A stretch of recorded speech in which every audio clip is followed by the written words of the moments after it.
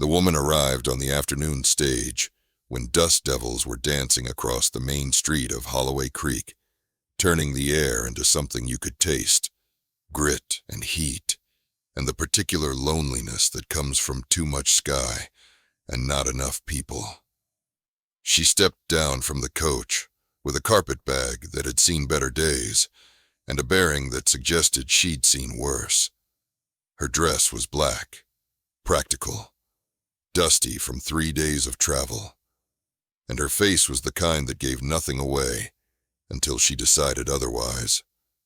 Jacob Hartwell stood on the porch of his general store watching her, because in Holloway Creek, everyone watched the stage, and because there was something about this woman that made watching seem necessary. She was neither young nor old, neither beautiful nor plain, but carried herself with the kind of certainty that made men step aside without thinking about it. She walked directly toward him, boots striking the boardwalk with purpose. "Mr. Hartwell." Jacob straightened, surprised she knew his name. "That's right." "I'm Sarah Winters. You sent for a governess 3 months ago." She said it like a statement of fact, not a question requiring confirmation. Jacob's jaw tightened. He had sent that letter. Drunk, desperate, the night after his son had run away for the 3rd time, and his daughter had set fire to the schoolhouse curtains. His wife, Mary, had been dead 2 years, and in that time, he'd watched his children turn from grieving to wild to something he didn't have words for. The letter had been a last resort, written in whiskey and mailed in shame. That was 3 months ago. I expected someone weeks back. I was finishing a position in Virginia City. Children whose father thought a governess was cheaper than actual parenting. Sarah's eyes were gray, direct, unimpressed. "I assume you're not that kind of father, Mr. Hartwell." Jacob felt heat climb his neck. "My children are difficult. Most children worth raising are." She shifted her carpetbag. "Where are they now?" "Michael's probably down at the creek trying to catch snakes. Rebecca's in her room, or possibly on the roof. Hard to say with her." Sarah's mouth twitched, almost a smile. "Then we should introduce ourselves before someone gets bitten or breaks their neck." She walked past him into the store without waiting for invitation, and Jacob followed, feeling oddly like a guest in his own establishment. The store occupied the ground floor of his home, the living quarters above connected by a narrow staircase that creaked betrayal at every step. Sarah climbed without hesitation, as if she'd been here before, as if she already knew which boards complained and which stayed silent. The upper floor was chaos. Not dirty exactly, but disordered in the way places get when no one cares enough to impose structure. Dishes from breakfast still sat on the table. Newspapers from last week were scattered across the settee. A doll lay face down near the window like a crime scene victim. "Rebecca," Jacob called. "Come down here." Silence, then scuffling from the bedroom. A girl emerged, 10 years old, hair wild as tumbleweed, dress torn at the hem, face carrying the kind of defiance that came from being hurt too many times. She looked at Sarah the way cornered animals look, calculating distance to exits, weighing chances of escape. "This is Miss Winters.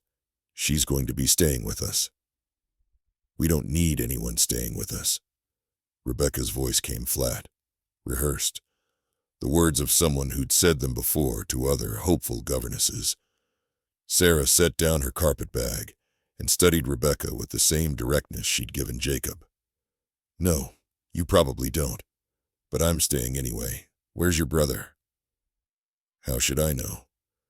"Because you always know. Children like you keep track of everyone who matters in case you need to run or fight or protect them." Sarah moved to the window, looked out toward the creek. There. See that cottonwood with the split trunk? He's in the branches about 15 feet up, watching us. Jacob stepped to the window, surprised. She was right. Michael's red shirt was visible through the leaves, barely. How did you? Because that's where I would hide if I wanted to see what was happening without being seen. Sarah turned back to Rebecca. You can go get him, or I can.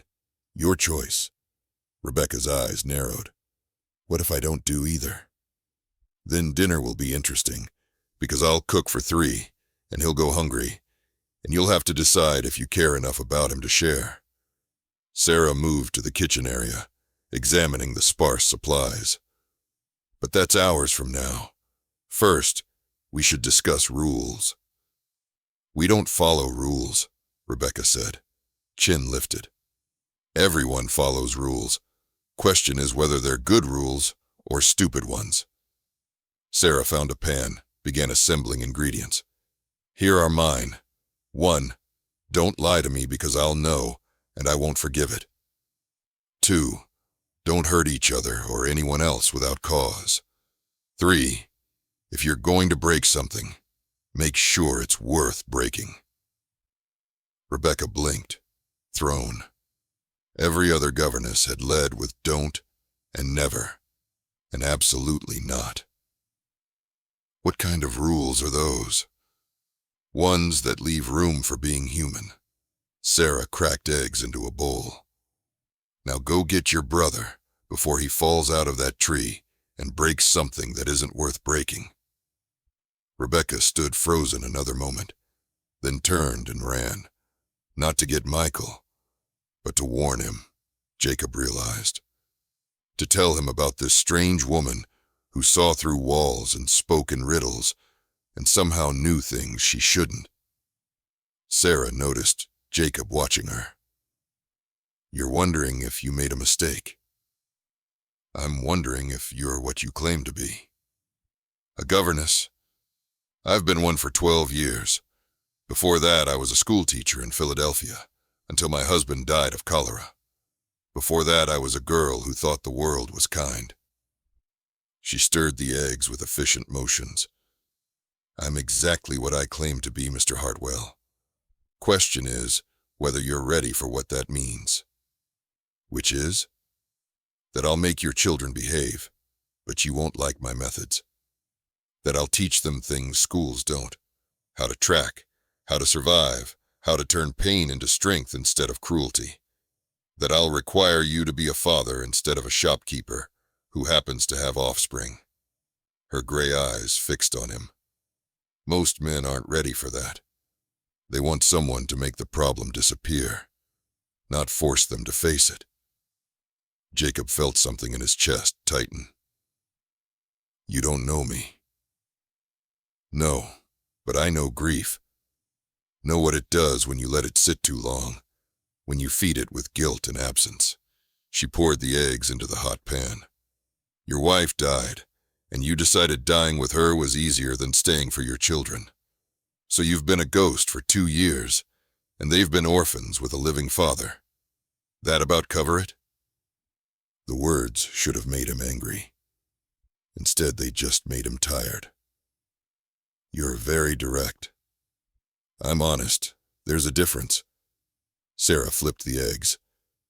So here's the truth, Mr. Hartwell. I can help your children, but only if you let me, and only if you're willing to help yourself. Otherwise, I'll finish the month, take my wages, and leave you right where you are, alone in a store full of goods, surrounded by children you love but can't reach. Jacob leaned against the doorframe. What do you want from me? Dinner with your family every night. 1 hour where you're not the shopkeeper but the father. And on Sundays, you teach them something. Doesn't matter what. Just something that shows them you know they exist. That's all. That's everything. Sarah slid the eggs onto a plate. The rest I'll handle. Outside, Rebecca's voice carried sharp and warning. Mike, Michael, get down here. Sarah moved to the window again, watched the boy scramble down from the cottonwood with the grace of someone who'd climbed that tree 100 times. He hit the ground running, sister beside him. Both of them headed for the creek's far bank, where thick brush offered cover. They're running, Jacob said. Of course they are. I'm new, and therefore dangerous. Sarah turned from the window, unconcerned. They'll be back by dinner. Hunger's a powerful teacher. What if they don't come back? Then I'll go find them, and we'll have a different kind of conversation. She handed him the plate of eggs. Eat. You look like you haven't had a proper meal since your wife passed. Jacob took the plate, and somewhere in the simple act of being handed food, of being cared for in the smallest, most practical way, something in him cracked, just slightly. Not enough to break completely, just enough to let a little light through. By evening, as Sarah had predicted, the children returned. They crept in after sunset, hungry and defiant, and trying to hide both. Sarah had made stew, nothing fancy, just beef and potatoes and onions, but it filled the small quarters with smells that spoke of home and safety, and things the children had forgotten existed. Wash your hands, Sarah said without looking up from where she was slicing bread. Both of you. There's a basin by the door.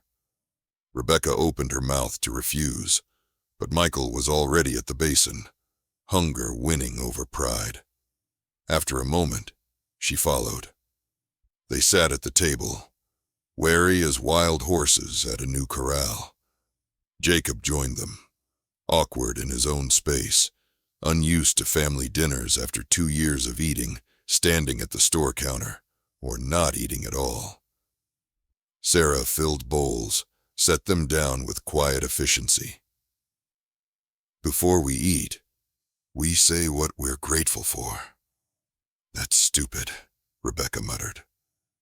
Perhaps. But it's my rule, which means it's happening. Sarah folded her hands. I'll start. I'm grateful for this meal, for shelter from the wind, and for 2 children brave enough to run away and smart enough to come back. Michael's head snapped up, surprised to be called brave instead of wild or wicked, or any of the other words he'd grown used to. Sarah looked at Jacob. Your turn. Jacob stared at his bowl, throat tight. What was he grateful for? His wife was dead. His children barely spoke to him. His life had narrowed to inventory and ledgers and the endless tedium of survival. I'm grateful. He stopped, tried again. I'm grateful Miss Winters agreed to come. It was weak, and he knew it. But Sarah nodded as if he'd said something profound. Rebecca? The girl's jaw set. I'm grateful for nothing. Fair enough. That's honest. Sarah turned to Michael. You? The boy looked at his sister, then at the stew, then at Sarah.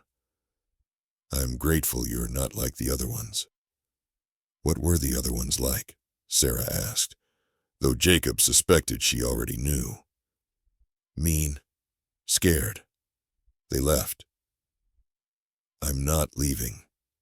Sarah said it simply, the way you'd state the sky was blue. Now eat before it gets cold. They ate in silence, but it was different from the silence Jacob had grown used to. Not the absence of connection, but the beginning of something that might, given time, become conversation. After dinner, Sarah produced a worn book from her carpetbag. Rebecca, can you read? Some. Michael? The boy shook his head, ashamed. Then we'll fix that. Sarah opened the book. Not a primer, but a novel.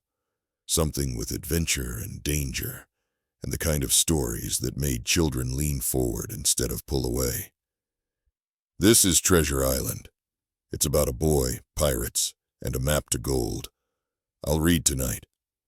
Tomorrow, Rebecca, you'll read a page. By next week, Michael, you'll recognize enough words to follow along. She began reading, her voice carrying the rhythm of waves and the promise of adventure. Jacob watched his children's faces transform, suspicion melting into curiosity, defiance softening into wonder. Rebecca edged closer despite herself. Michael's hand stopped fidgeting. When Sarah finished the first chapter, she closed the book. Tomorrow we'll read more. But first you'll both do your morning lessons. Reading, writing, arithmetic. Then afternoon chores. Then, if you've done well, we'll have an adventure. What kind of adventure? Michael asked, the first time he'd spoken directly to her. The kind where we learn things that matter. How to track animals. How to predict weather. How to survive if you're lost. Sarah stood, began clearing dishes. The kind of things your mother probably knew. The mention of their mother should have shattered the fragile peace. Instead, it did something else. Reminded them that once they'd had someone who'd seen them, taught them, cared whether they lived or died. Sarah wasn't trying to replace that woman. She was trying to be a different kind of compass pointing toward the same destination. Wholeness. If you're drawn to stories where broken families find healing through unexpected grace, where one person's arrival changes everything, hit that subscribe button. These tales of frontier redemption and second chances don't tell themselves, and your support keeps them coming. Now back to Holloway Creek, where Sarah Winters was about to teach two wild children that grief doesn't have to destroy you if you give it somewhere to go. That night, after the children were in bed, Jacob found Sarah sitting on the porch in the darkness. She was smoking a pipe, something he'd never seen a woman do. But somehow on her, it seemed natural as breathing. They listen to you. He said it like an accusation. They listen because I don't lie to them or treat them like burdens. She exhaled smoke into the night. Children know when adults are being honest. They've been lied to enough, told their mother's in a better place, told time heals, told to behave without being told why. They don't trust pretty words anymore, so I give them true ones. Jacob leaned against the porch rail. You mentioned adventures. What did you mean? I meant teaching them what schools won't. Practical skills wrapped in stories that make them want to learn. She tapped ash from the pipe. Tomorrow we're tracking rabbits in the creek wash. They'll learn to read prints, judge age of tracks, predict behavior.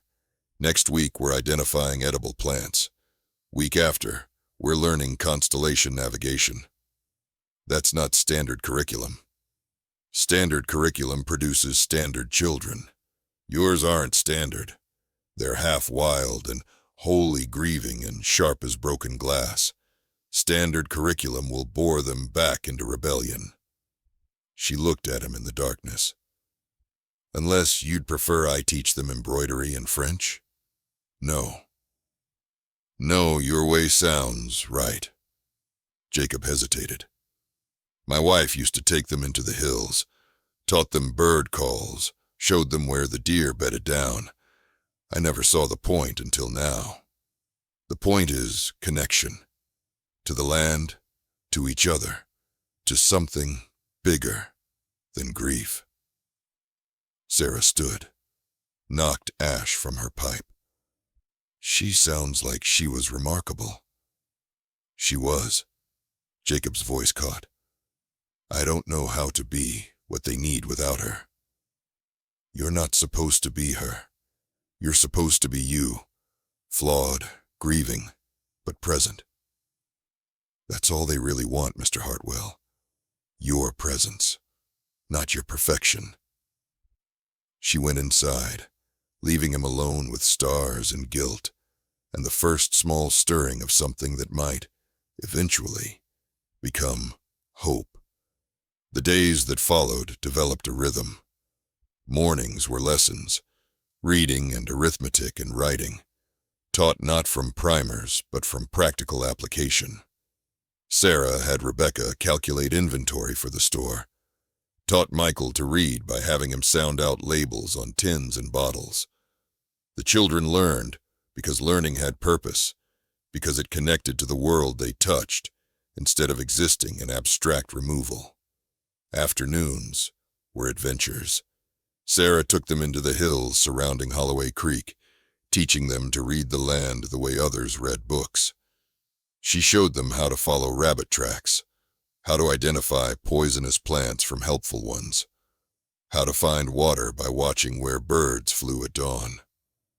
The children absorbed it all with hungry attention, their wildness channeled into curiosity, their energy given direction instead of just suppression. One afternoon, tracking elk in the high meadows, Michael asked the question that had been hovering unspoken for weeks. "Why are you really here?" Sarah knelt to examine a print in soft earth. "Because your father asked me to come." "No. I mean, why do you do this? Travel from town to town teaching children who don't want to learn." Sarah stood, brushed dirt from her skirt. "Because I understand what it's like to lose everything and have to build yourself back from nothing. Because I know that children who are wild aren't broken. They're just protecting themselves the only way they know how." She looked at Michael directly. "Because someone did it for me once, and I'm paying forward a debt I can never repay." "Who helped you?" Rebecca asked, rare vulnerability showing through her armor. "A woman in Philadelphia after my husband died. I was 23, pregnant, with no family and no means. She took me in, taught me that grief doesn't have to destroy you if you give it somewhere to go." Sarah resumed walking. "The baby died 3 days after birth. Boy, would have been about your age now, Michael." The children were silent, processing this. Sarah had revealed her wound without ceremony, without asking for sympathy. Just stated fact, the way you'd note weather or terrain. "Is that why you help children?" Rebecca's voice was smaller than usual. "Because of your son?" "Partly. Mostly because children are the only honest people left in the world. They don't pretend grief doesn't hurt or that loss doesn't matter. They just survive it however they can." Sarah stopped at a ridge overlooking the valley. "And sometimes they need someone to show them that survival can become living if you're brave enough." That evening at dinner, Rebecca asked Jacob about their mother for the first time in 2 years. "Papa, what was Mama's favorite season?" Jacob looked up, startled. They never talked about Mary. It was an unspoken rule, as if speaking her name might make her death more real. "Autumn," he managed. "She loved when the aspens turned gold." "Why?" "She said it reminded her that beautiful things don't last forever, so you have to appreciate them while they're here." His throat tightened. She was right. Michael spoke up, tentative. "Do you think she'd be mad at us? For how we've been?" Jacob's chest constricted. "No. She'd understand. Your mother understood things I never could. How to turn pain into something useful, how to keep going when everything felt impossible." He looked at his children, really looked at them, for the first time in months. "She'd be proud of you. You survived something that nearly broke me." "But you're still here," Rebecca said. "Barely." Jacob's honesty surprised him. "But I'm trying to do better. Miss Winters is helping me remember how. Sarah said nothing, just continued clearing dishes, but something in the room had shifted. The ghost of Mary Hartwell wasn't being erased. She was being honored, remembered, given her proper place in their lives, instead of being locked away like something too painful to touch. That night, Sarah read another chapter of Treasure Island, and when she closed the book, Michael asked, "Can we write our own story?" "What kind of story?"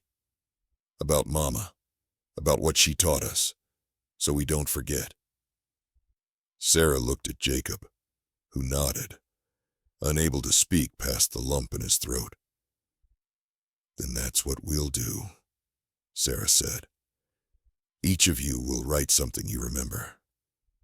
Rebecca, you'll write about her favorite season. Michael, about the bird call she taught you. Mr. Hartwell, you'll write about how you met." "I'm not good with words," Jacob protested. "You don't need to be good. You just need to be honest." Sarah stood. "We'll compile it into a book, something you can keep, something that makes her real, instead of just a hurt you carry." Over the following weeks, they wrote. It was halting at first, painful. Rebecca crying over her paper. Michael frustrated by his limited vocabulary. Jacob staring at blank pages for hours.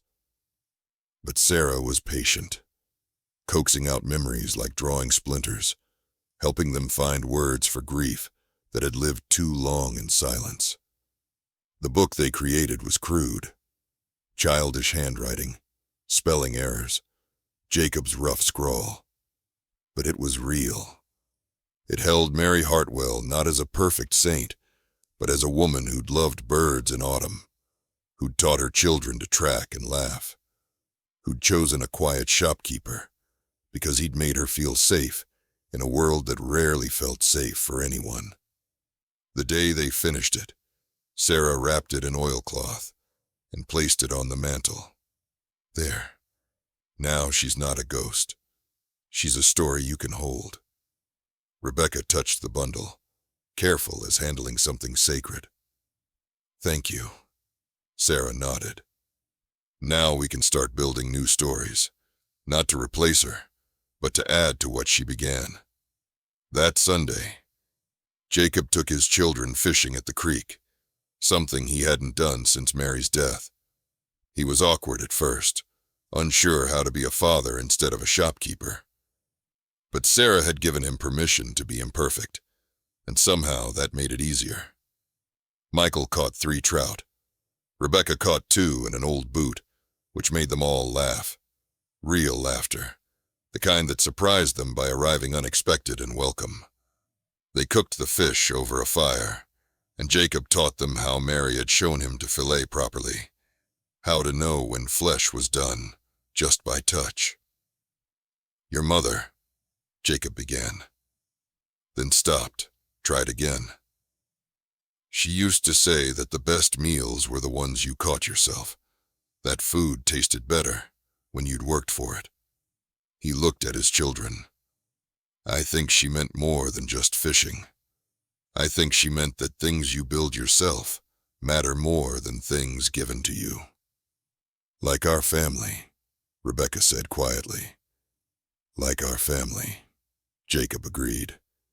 When they returned home, Sarah was on the porch with her pipe, and Jacob realized something that should have occurred to him weeks ago. "You're planning to leave soon, aren't you?" Sarah exhaled smoke. "End of the month, as we agreed. They'll be devastated. They'll be fine. Better than fine." She looked at him. "You're eating dinner with them every night now.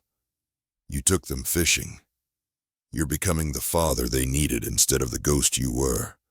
My work here is mostly done. What about the rest?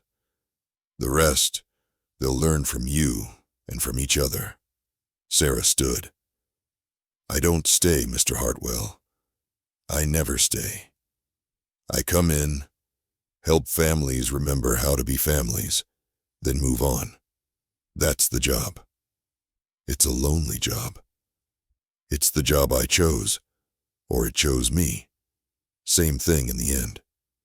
She started inside, then paused. But I'll stay through autumn. Your daughter's right. The aspens are beautiful when they turn. The next weeks were golden in more ways than one. The aspens did turn, painting the mountainsides in yellow and copper that took the breath. Sarah continued teaching, but now Jacob joined the lessons sometimes, learning alongside his children. He discovered he'd forgotten how to be curious, how to find wonder in tracking animals or identifying stars. His children taught him, patient with his fumbling the way Sarah had been patient with theirs. One evening, Sarah announced they'd be doing something different for their adventure. "We're going to the old Mackenzie homestead." The children exchanged glances. Everyone in Holloway Creek knew the Mackenzie place, abandoned 5 years ago after fever took the family, now slowly being reclaimed by wilderness. Children whispered it was haunted. Adults just called it sad. "Why?" Rebecca asked. "Because places hold stories, and some stories need witnessing before they're completely forgotten." Sarah packed supplies, paper, pencils, her pipe. "We're going to document what remains. Draw the house. Write down what we find. Make a record so the Mackenzies aren't just erased." They hiked to the homestead in afternoon light, finding it exactly as rumors described. Windows broken, door hanging crooked, garden gone to weed. But it wasn't creepy. It was just sad, the way all abandoned dreams are sad. Sarah led them through carefully, pointing out details. "See the height marks on the door frame? They measured their children's growth. 3 children, looks like. And here," she touched deep scratches in the floor. "They had a dog. Big one." Michael found a doll in what had been a bedroom, its dress faded, but still intact. Rebecca discovered books in a trunk, swollen from moisture but readable. Jacob found photographs, a family of 5, faces frozen in that serious dignity people assumed for cameras. "They were real," Michael said, wonder in his voice. They were. Sarah began sketching the main room, capturing details that would soon be lost to weather and time. "And now, because you were here, because you witnessed this, they'll be remembered a little longer." They spent hours documenting everything, drawing, writing descriptions, collecting small artifacts that would otherwise be lost. It was history and art, and something else, something harder to name. A lesson about impermanence and memory, and the importance of bearing witness to lives lived, however briefly. Walking home, Rebecca was quiet, processing. Finally, she said, "That's what you're doing with us, isn't it? Making sure we're remembered properly. Making sure Mama is." Sarah smiled, rare and genuine. "That's exactly what I'm doing." "Will you write about us after you leave?" "I will, in my journal. Not names, but stories. The girl who climbed trees and set fires until she learned to channel that energy into curiosity.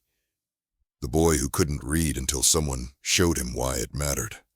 The father who was lost until he chose to be found. She looked at them. "You'll be remembered." The days shortened. Autumn deepened. Sarah's promised departure date approached like weather you could see coming, but couldn't stop. The children grew quieter as it neared, not wild like they'd been before she arrived, but subdued in a different way. The sadness of knowing something good was ending. 2 days before she was scheduled to leave, Jacob found Sarah on the porch. "I have a proposition. I'm not staying permanently. I know. But what if you wintered here? Left in spring instead?" He sat beside her. The children would benefit from a few more months, and truthfully, so would I. Sarah studied him in the gathering darkness. "You're afraid you'll slip back into being a ghost. I'm afraid I'm not ready to do this alone. You're more ready than you think, but—" She paused, considering. "I could stay through spring. I've never spent a full winter in the mountains. Might be instructive." Relief flooded through Jacob. "Thank you. Don't thank me yet. Winter's hard up here. We'll all be trapped together, driving each other slightly mad." But she smiled. "Although I suppose that's just family." When Jacob told the children, Michael hugged Sarah. Impulsive, brief, and Rebecca's eyes filled with tears she tried to hide. They'd been bracing for loss, and instead got extension. Not forever, but enough. That winter was hard, like Sarah had predicted. Snow piled deep, isolating them for weeks at a time. The store stayed mostly closed, customers rare and brief. But isolation also meant intimacy. They read together by firelight, played games Sarah taught them, told stories that grew more elaborate with each retelling. Jacob learned things about his children he'd never known. That Rebecca had a gift for drawing. That Michael could mimic any bird call after hearing it once. That both of them were braver and smarter and kinder than he'd given them credit for. And they learned about him. That he'd wanted to be a teacher before circumstances made him a shopkeeper. That he'd met their mother at a church social where she'd impressed him by knowing more about local flora than anyone present. That he'd been terrified of becoming a father and had never quite gotten over it. Sarah orchestrated these revelations carefully, creating spaces where honesty could emerge naturally, where vulnerability wasn't weakness, but bridge building. She told her own stories, too, about the husband she'd loved and lost, the child who'd died, the years of wandering that had shaped her into someone who helped other families because she couldn't have her own. One evening, deep in January, when snow had buried the world in white silence, Rebecca asked, "Do you ever get lonely, moving from place to place?" Sarah set down her knitting. "Every day, but loneliness is just the price of the work. Some people build one family and stay with it forever. I build many families, briefly, then move on. Different paths to the same destination, making sure children know they matter." "You matter too," Michael said quietly. Sarah's hands stilled. Something in her face shifted, armor cracking just slightly. "Thank you. That's kind of you to say." "It's not kind. It's true." Rebecca looked at her father. "Tell her, Papa." Jacob met Sarah's gray eyes. "You saved us, all three of us. We were drowning separately, and you taught us how to breathe again, how to be a family, instead of three people living in the same space." He paused. "That matters. You matter." Sarah blinked rapidly, and Jacob realized with shock that she was fighting tears. This woman who'd seemed unshakable was moved by simple gratitude, by being told her work meant something. "Well," she said, voice rough, "that's the nicest thing anyone said to me in a very long time." They sat together in comfortable silence, the fire crackling, wind howling outside. And Jacob thought that this exact moment, was what family felt like. Not perfect, not permanent, just present. Spring came eventually, the way it always does, slow and reluctant, and then all at once. Snow melted, revealing brown earth and early flowers. The creek ran high with runoff. Birds returned, filling mornings with sound, and Sarah prepared to leave. She did it methodically, packing her carpetbag with the same efficiency she'd brought to everything else. The children watched, silent, understanding now that some things can't be held forever. That people you love sometimes have to leave, not because they don't care, but because their path leads elsewhere. The morning of her departure, they gathered on the porch. Jacob had arranged for the stage to take her to Silver City, where she had a new position waiting. Another family. Another set of children who needed teaching how to be whole. Remember, Sarah told Rebecca, that being wild isn't the same as being lost. You have fire in you. Use it to light the way, not burn bridges. Rebecca nodded, throat too tight for words, to Michael. You're braver than you think. Don't let fear of failure stop you from trying. Your mother would want you to be bold. Yes, ma'am. To Jacob, keep eating dinner with them. Keep teaching them on Sundays. Keep being present, even when it's hard. That's all they need. Your presence, not your perfection. I will, I promise. Jacob held out an envelope. Your wages, plus extra for staying the winter. Sarah took it, tucked it away. Then, surprising them all, she hugged each child, brief but genuine, shook Jacob's hand with firm grip that lingered just a moment longer than necessary. You'll be fine, she said. Better than fine. You're a family again.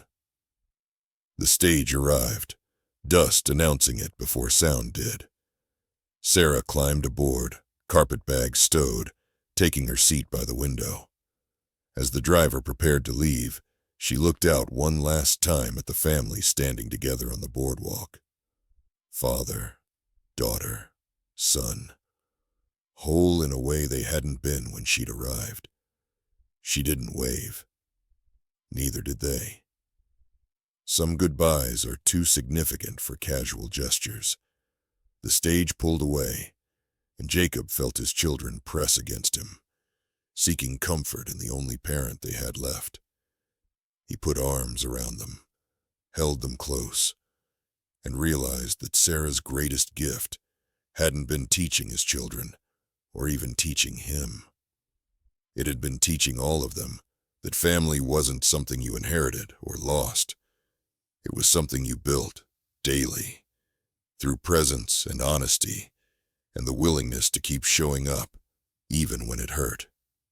Will we see her again? Michael asked. I don't know, Jacob answered honestly. But what she taught us stays. That's what matters. They stood there, until the stage disappeared around the bend, until dust settled back to earth. Then they went inside, together, to begin the rest of their lives. Years later, when Rebecca was grown and teaching school herself in Denver, she'd tell students about the woman who'd arrived one dusty afternoon and changed everything. How Sarah Winters had taken a broken family and taught them how to mend, not by pretending nothing was wrong, but by acknowledging wounds and teaching them how to heal. Michael would tell his own children, years later, about the governess who'd taught him to read by making it matter, who'd shown him that intelligence wasn't memorizing facts, but understanding how pieces fit together.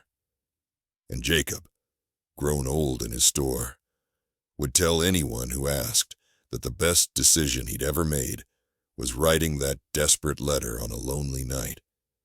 Because Sarah Winters had arrived like wind arrives, sudden, powerful, impossible to ignore, and had blown the dust off their hearts, reminding them how to feel, how to love, how to be family. She never returned to Holloway Creek, but she didn't need to. What she'd planted had taken root and grown, spreading through the years in small kindnesses and patient teaching, and the understanding that sometimes the greatest magic is just showing up, being honest, and refusing to let people stay lost when they could be found. That's what Sarah Winters did. Not with spells or songs or supernatural nonsense, but with truth and Tim the stubborn belief that broken things could be mended if someone cared enough to try. And in the end, that was magic enough.